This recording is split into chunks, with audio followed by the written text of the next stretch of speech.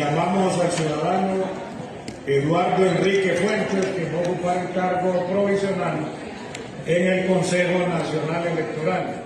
Abogado Fuentes, pase al frente.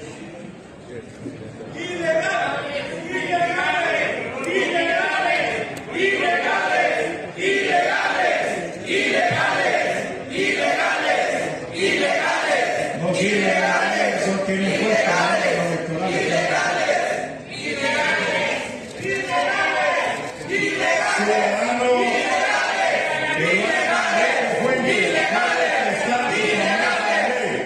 Primero, ser clara en la República, cumplir y hacer cumplir la Constitución y la ley.